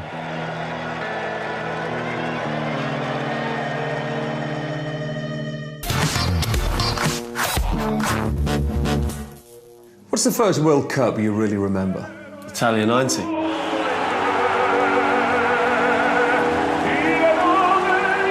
Oh yeah, Gaza, Lineker, Klinsmann, Pavarotti. And Massing. Who? Benjamin Massing, the man with the amazing tackle. Cameroon made a big impression on the World Cup in the opening game of Italia 90. Cameroon were a very physical side, very strong. And they had some very, very tough players, as Argentina found out. They had a carefully thought out tactical plan to deal with the reigning champions. They'd knock 7 bells out of them. First, midfielder Karna Biek was sent off for kicking Caniggia. Then his brother bulldozed a winning goal. Omambic. Oh, and he scored! They even tried to take out Argentina's fans. Did it actually strike somebody? I think it probably did. But most shocking of all was the World Cup's most perfectly synchronised foul, starring Man Mountain Benjamin Massing. Well, it was GBH, really. Koundé pulls out of the challenge. Not a good one by Ndeep. Referee allows him to go on. Terrible challenge by Massing. Take me out! Caniggia, like a young, innocent gazelle, sort of sprinting down the wing, giving Argentina half a chance of an equaliser. One Cameroon player just flies across, just misses it. But Massing didn't. And he just clattered into him. There's a boot flying off. It feels like there's landmines going off everywhere. Do you really want to hurt me? And then he gets up and goes. Aside of the dancing at the corner flag, they were pure evil.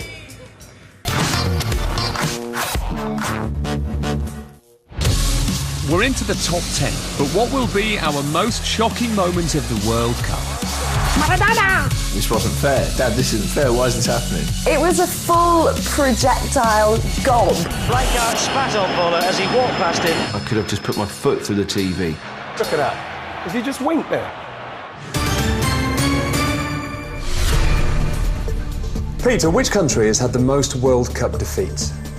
Mexico. The most draws? Germany and Italy.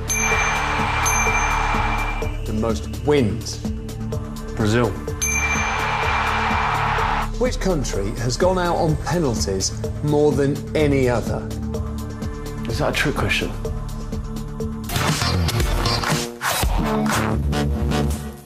Penalties are what a way to decide like the fate of a team's World Cup. In 1990, England went out on penalties because they weren't very good at them. In 1998, they went out because they weren't very good at them and hadn't practiced them. But in the 2006 quarter-final against Portugal, things were different because we had players who were good at them and we'd practiced them. You see Frank Lampard step up and you have the kind of confidence, you look down the rest of the list and think, OK, where are the potential misses going to come from? Oh, he saved it! Well, him for one. That's a shocker, because even West Ham fans wanted him to score. Next, Liverpool's penalty Steven Gerrard missed. Still, Jamie Carragher, who was only brought on to take a pen, scored. Oh wait, no he didn't, he had to retake it. And he missed. The only reason we managed to score one was because Bayern Munich's Owen Hargreaves had spent 7 years playing in Germany.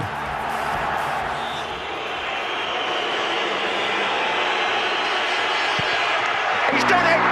Portugal are through, and England are out of the World Cup. I hope they lost sleep. I do hope they lost sleep in them multi-million-pound bedroom sides. England had failed again, but at least they'd set a new record. Most penalties saved in a World Cup shootout. Good work, boys. John Terry in England were going home, but he did find the time to congratulate clubmate Paulo Ferreira and maybe ask where his wife was. Was it bad luck? Was it bad technique? Or can we somehow blame the Wags? Get the worst players to take them. That's what you need to do. Get the worst players to take penalties, yeah? Because history proves that the best players always miss.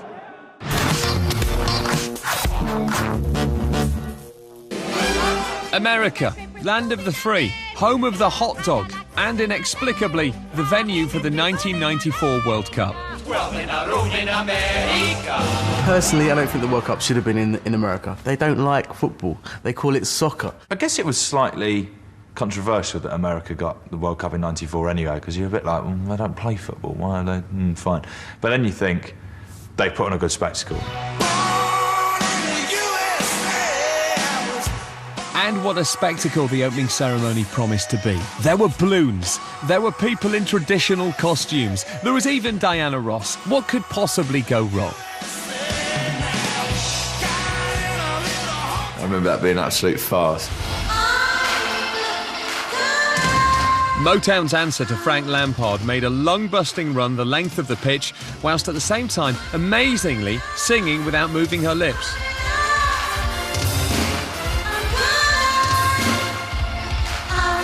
Weaving her way through hundreds of dancers dressed as God knows what, she reached the edge of the box and steadied herself in front of goal. It's about 5 yards, I mean, and the goal looks like a bigger than average goal as well to me. I mean, it's really stacked in her favour.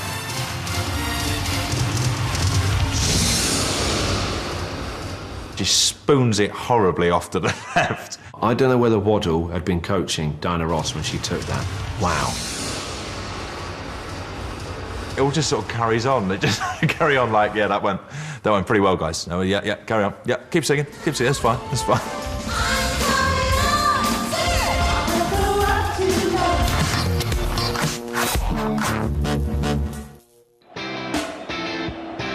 We've got used to seeing outrageous diving in football. But back in 1990, it was as foreign to us as drinking in moderation. I think 1990 was when the diving became really prominent, and it was blatant, and it was people throwing themselves to the floor. And nobody was throwing themselves more creatively than Germany and their striker Jürgen Klinsmann. I think the Germans probably really did start the diving culture. They turned it into a trade, didn't they, where it was an art almost, a sick art in my opinion. Klinsmann was doing triple salchos. He wasn't just going down slightly easily. He wasn't being nudged and it's a foul and he wanted to prove it to the referee. But these triple salchos and the kind of extra movements that he put into it were just embarrassing. Klinsmann gets brought crashing down. He didn't realise that it was a problem.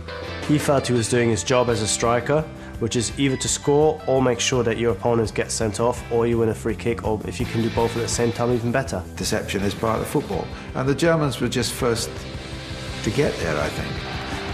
But of course we would never indulge in such antics, would we? Did Michael Owen dive against Argentina? Yes. Possibly. It's open for debate. No, it's not, because he did it again.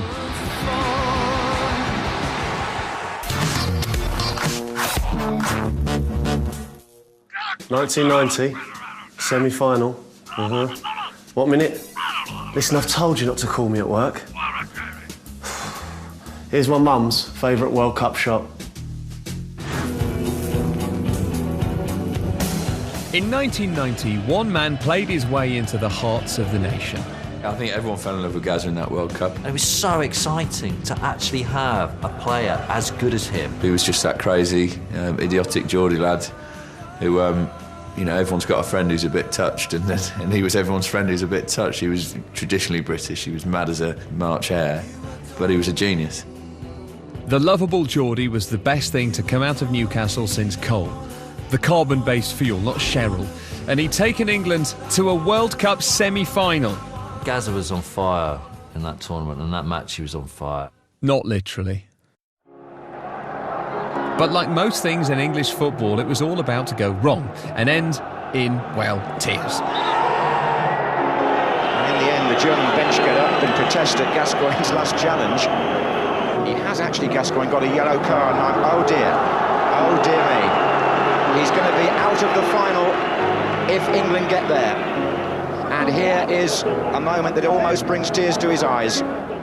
The nation's collective lower lip went all wobbly as we watched a grown man lose the plot.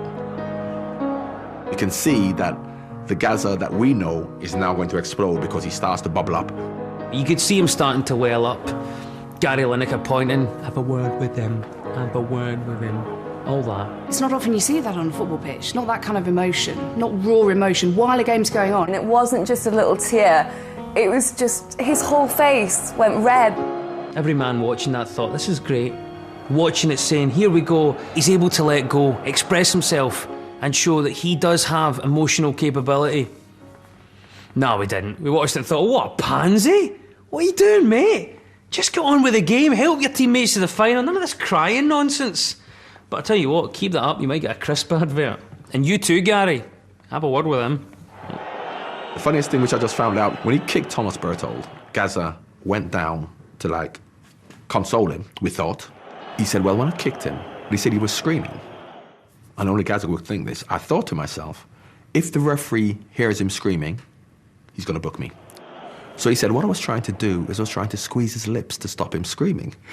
So I looked at it again. He was actually trying to reach down and squeeze his lips together. I'm pretty sure he was saying something in Jordan's like, shut your fat face, you German bastard.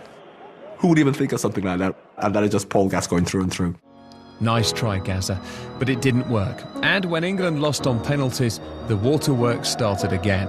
He was very emotional, but it doesn't take him a great deal of time to get back to normal.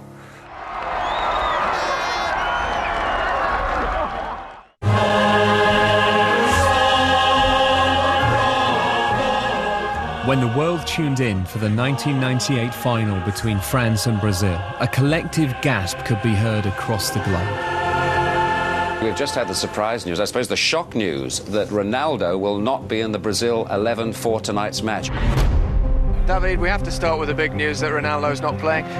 Desmond, I've never had anything like this in my career. The scenes in the commentary boxes for the last 45 minutes have been absolute mayhem and chaos. In come the team sheets, no Ronaldo. It's Hamlet without the prince. It's the main man's not there. Early ball from Ronaldo, and here's Ronaldo! Whoa, goodness me! He was unstoppable. Right through, Ronaldo! He was big news, he was big, ugly news. We've seen, but here's Ronaldo! He was expected to light up the final, but when he and his team were nowhere to be seen, Motti went into meltdown. For the first time in the World Cup, Brazil have not come out to warm up on the pitch. It's all a bit sinister. It was the World Cup's very own X-Files moment, but instead of Mulder and Scully, the BBC had Hill and Ginola. It could be an argument going on in the dressing room, which has caused the problems that John has sort of half suggested. It's a big news for the French team because Ronaldo is very, very important for the Brazilian team. After they failed to shed any light on the situation, there was a further twist. Suddenly, the officials are coming around with more sheets, and Ronaldo's back in it. For any players in the world. David, I'm just going to interrupt you there because news has just come out that the biggest wind-up in World Cup football history has just hit the news because Ronaldo will play. Ronaldo played, but he and his Brazil team had a shocker, and France won 3-0. Zidane! After the game, conspiracy theories started. Had Brazil's sponsors forced him to play through the pain barrier? A lot of people said that he went on and he played because of certain sponsors. Had his girlfriend dumped him? He did look like he was a player who'd been jilted, actually. Was it, in fact, Emil Heskey in a Ronaldo suit? It does amaze me the lengths that players will go to. Well, in fact, the truth was far stranger and more shocking than any fiction. In the afternoon, in the hours before the final, Roberto Carlos wakes up with Ronaldo having seizures. He goes running to call the team doctor and the other people because he thought the guy was actually dying. When Brazil's players took to the field, there was real concern for their star man. A lot of the players have said, listen, we were terrified of him having something on the pitch. Roberto Carlos was actually afraid of Ronaldo dying. I don't think Ronaldo was any different from the rest. I thought they all played like they'd fainted that morning. Next up, it's a real sickener. Indeed, Peter. A right little winker.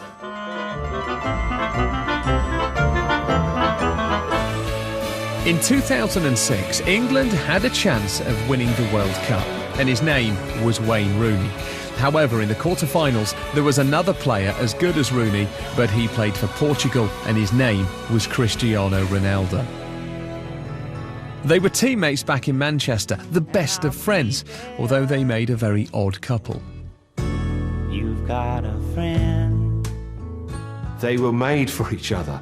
It's so good because I think they're just completely the two polar opposites of men. Like, one of them is the modern metrosexual complexion of an air hostess, and the other one is this big ginger ball of testosterone. Like, one wouldn't look out of place in a trendy bar in between a Cosmopolitan and a copy of Vogue. The other one wouldn't look out of place on a wall chart in between Homo habilis and Homo erectus. You've got a friend. But at the World Cup, friendship was put aside, even before the match had kicked off. He knows Wayne Rooney, and, you know, he's told his mates and whatever, you know what I mean, we can get him. With the scores at 0-0, we were all hoping that Rooney was going to squash Portugal's tender dreams. But instead, he tried to squash Carvalho's tender parts.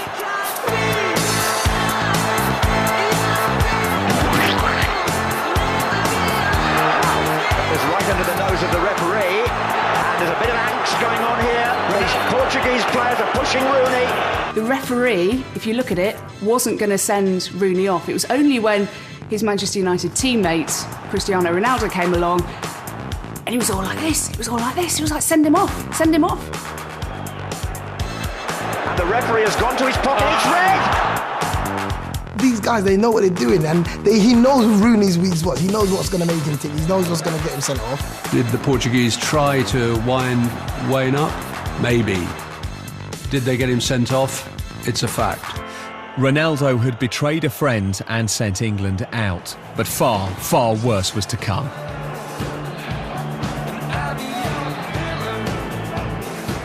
The wink was like, you know, I got him. Do you know what I mean? But I felt like he got me too. Do you know what I mean? Like, we all felt like he got us. I mean, I absolutely couldn't say what I was shouting at the TV. Everyone in the room was fuming. They were just like, I can't believe he's done that, oh my God. I could have just put my foot through the TV. He winked. He winked. It even got the boys in the studio worked up. Look at that. Has he just winked there? Please tell me no. I think there's every chance that Wayne Rooney could go back to the Man United training ground and stick one on Ronaldo. Oh, no. But while the nation worked itself into a lather, Ronaldo didn't see what all the fuss was about. I say, referee, this is its fault, but I don't say red card because Rooney, it's my friend. Whatever you say, Ron. Yeah.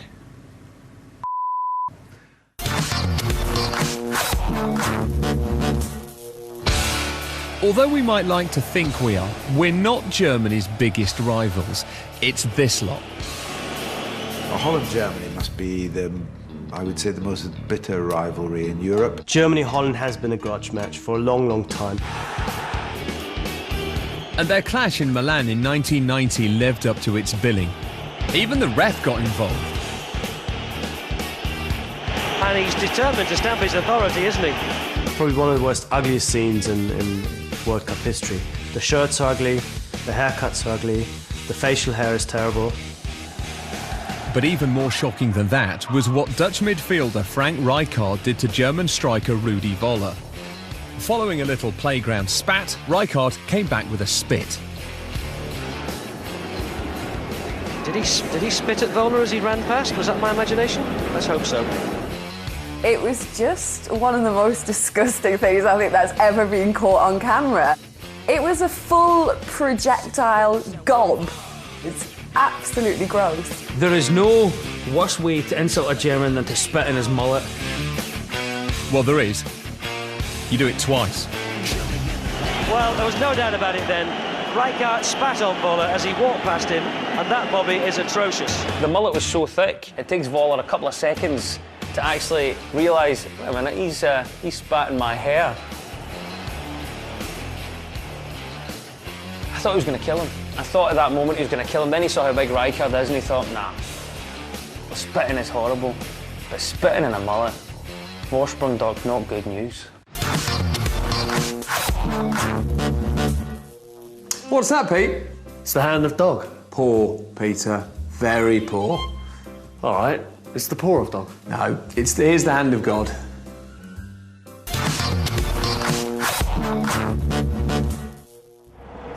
The 22nd of June 1986 and the Azteca Stadium in Mexico provides the backdrop for what nobody can deny is one of the World Cup's greatest ever shocks. It's a bizarre moment, really, but I always remember the big shadow. The big what? The star-shaped ball.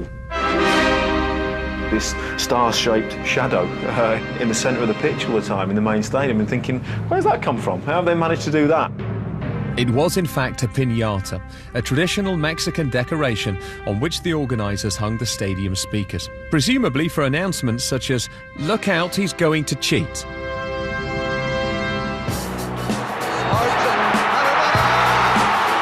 The Hand of God goal was singly the most ridiculous goal of all time. I mean, I just remember being absolutely gobsmacked by it. This wasn't fair. Dad, this isn't fair. Why is this happening? Just minutes into the second half, Argentina's Diego Maradona shocked the world by proving that he was an exceptionally handy player. Why did you do it? Why did you do that thing? Everyone saw the hand straight away. I mean, on the bench we all saw it. As Peter Shilton went to punch it, we saw him go up and we saw his hand come up and we saw him flick his head but his hand, and we saw him run away, but people do that. He looked back when he ran away expecting the free kick. The big thing from his point of view was obviously the fact that he celebrated as though it was a legitimate goal. And we just thought, well, the referee's going to give a free kick. Millions of people all over the world saw what happened, but sadly not the person who mattered most. It was the first time sort of on live TV with a worldwide audience that someone had blatantly cheated. Was it a use of the hand that England are complaining about? Well, certainly his arm was up. Peter Shilton protested immediately. Sometimes things happen. It's inexplicable how on earth a referee could miss that. We just couldn't believe that the referee or the linesman didn't see it. It's just sheer frustration that the referee and the linesman hadn't done their job properly, hadn't seen it, and that in a World Cup quarter-final was just unacceptable. On the subject of people not doing the jobs properly,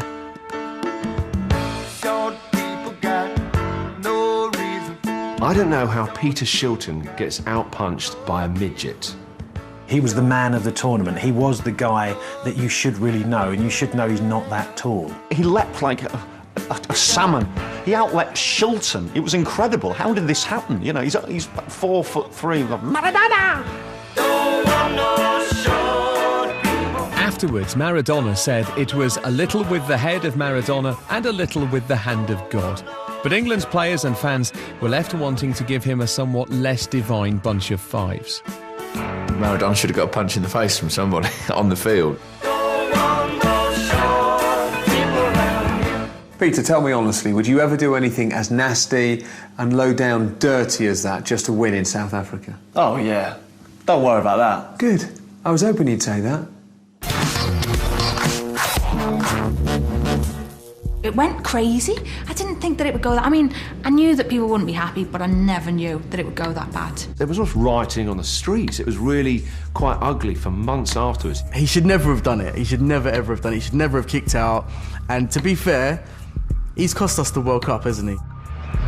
In the summer of 1998, one man stood above all others as the most hated in England. He wasn't a murderer, a serial killer, or even Piers Morgan. But when David Beckham got sent off at the World Cup in France, it was such a shock that in the eyes of an angry nation, he became public enemy number one. England-Argentina in France 1998 was sizzling hotter than a Buenos Aires barbecue. And when Argentina's Diego Simeone attempted a one-man spit roast on David Beckham, he responded in the way that any self-respecting bleach-blonde midfielder should, with a girly flick of his leg. I couldn't see what had happened, you know, and I can see Simeone falling over, but then like really play acting. I was thinking, no, just get over you. Despite the kick being about as vicious as a loved-up butterfly, the ref saw it as violent conduct and sent Beckham off. And a red card for David Beckham.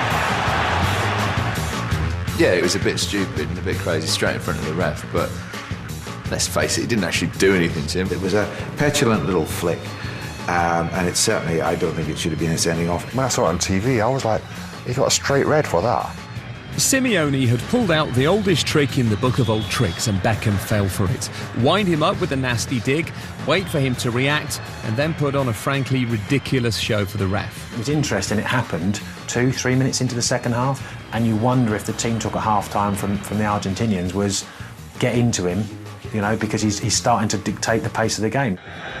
The night just got worse for Beckham and England. They lost the match and there was only one person to blame.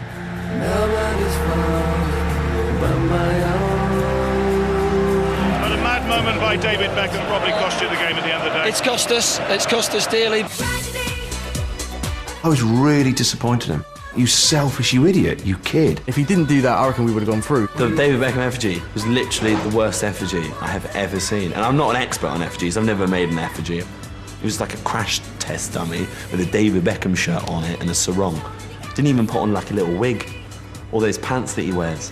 If you're gonna make an effigy and you're gonna threaten a man's life, at least have the decency to go out and get the required materials and put in the time and the effort to render an effigy that looks like the guy you're threatening. Because that was... As for Beckham, well, we didn't hear much more from him. If the World Cup proves one thing, it's that anything is possible. The only thing to expect is the unexpected. On the greatest stage of all, villains can become heroes and heroes can turn to villains. It's time for number one, the most shocking World Cup moment of all.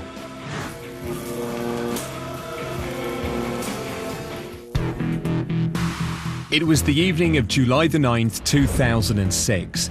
The air seemed charged with the promise of seismic electric passion. No, nothing to do with Sven and Ulrika. This was the World Cup final between France and Italy, and 750 million jaws around the world were about to simultaneously hit the floor. I remember watching that with my mates and honestly turning to each other, we could not believe that had just happened. I must admit, my heart dropped. It was just a pub I was in to utter silence. No one knew what to say. You were like, wow. Yeah, it's one of those things that, yeah, you can't believe actually happened, but it did. The match was the grand stage for Zinedine Zidane, one of the greatest footballers ever, to take his final bow. The stage was set for the great man to make a great exit, and it didn't quite end like that. Zidane scored an audacious penalty. And then, with the scores level at 1-1, came a moment so shocking, the powers that be won't even let us show it. You can't excuse that. Zidane's career ends in disgrace.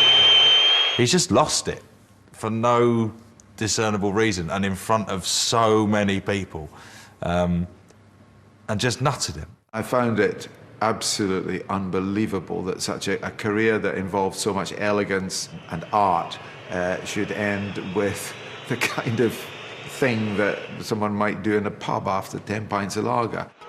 The planet reeled in shock, and then began a giant game of Chinese whispers. He must have said something horrendous, you know, just out of order, inexcusable to provoke that reaction. I knew that he'd said something really horrible because Zidane's face changed, and it could have only been something to do with his family.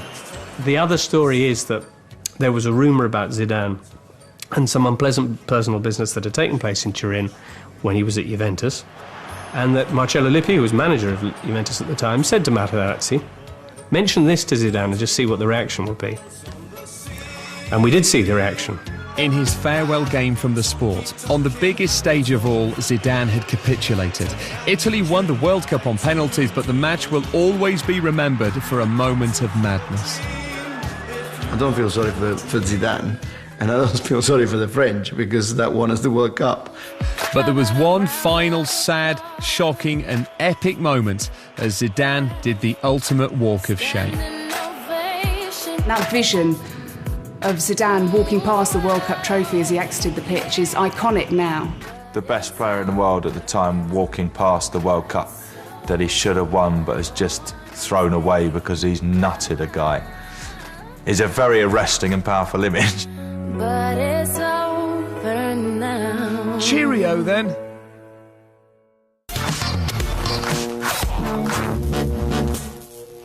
So that's it. Up until now, those are the greatest shocks of the World Cup. And there'll be more soon. Another tournament's worth of drama and glory and dreams, and maybe this time... Richard, stop. Don't say it. But Peter, would it really be such a shock if we could... Shh.